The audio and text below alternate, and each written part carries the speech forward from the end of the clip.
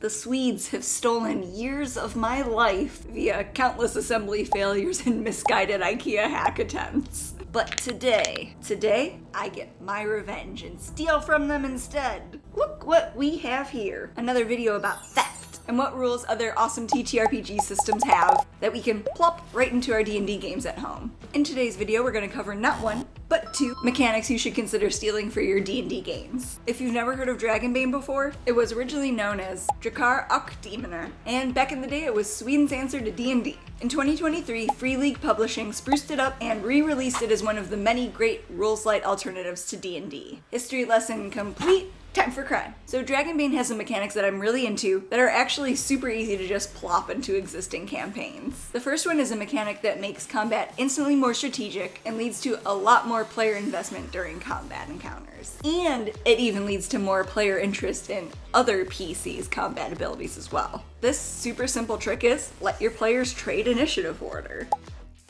So how this works in Dragonbane is that you actually use a deck of cards instead of dice, just the numbered cards, and each player draws a card. The GM draws for their NPCs and monsters, and depending on the size of the battle, you can just draw one for all of their initiative, or you can draw multiples. But then, after everyone's drawn their initiative card, you can trade. And so monsters will never choose to go lower in initiative, but they will swap for an earlier turn. And you can do all of this at the beginning of the round, or you can trade as you go. The only rules are that you obviously can't trade with anybody that's already had their turn, or somebody who's already traded initiative for this round. Then, once everybody's taken their turn for that round, you hand in your cards, shuffle, redraw, and do this dance again. Do the hokey pokey. And so I think a lot of people's initial instinct is to say that doing initiative like this would take way too long and will lead to players losing interest a lot more quickly. But in my experience, it's almost actually always the opposite. Because of the fact that players can trade initiative, you start to see them getting a lot more strategic, and they get a lot more invested in their options during combat. You start to see them focusing on what different things they can do depending on where they're at in combat order, and they start to focus on what other options their fellow players have. And most importantly, you start to see way less of that moment where players look sad because there's really not that much they can do for their turn, and they start to kind of feel inadequate and sometimes tune out of combat completely. So while you might not do this if you're someone who frequently peppers combat into your games, especially ones where the encounter only takes 1 to 2 rounds, this is a super cool option for GMs who run less frequent but more large-scale or more involved combat scenarios. And the caveat I'll add is, even though Dragonbane uses cards with the lowest going first, I stick with dice and use the traditional highest and the order goes first.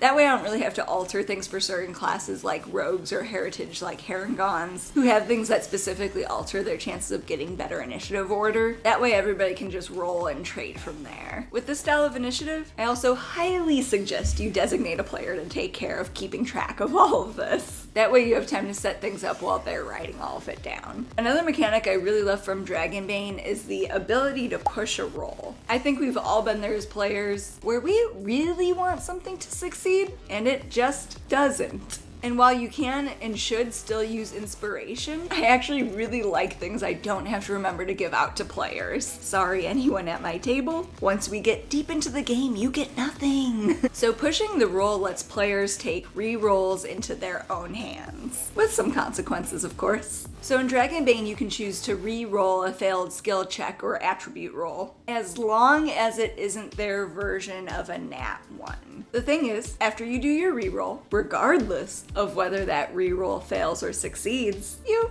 now have a condition you're suffering from. And so each attribute has a condition linked to it. So strength is linked to exhaustion, constitution to sickly, dex to dazed, intelligence to angry, wisdom to scared, and charisma to disheartened.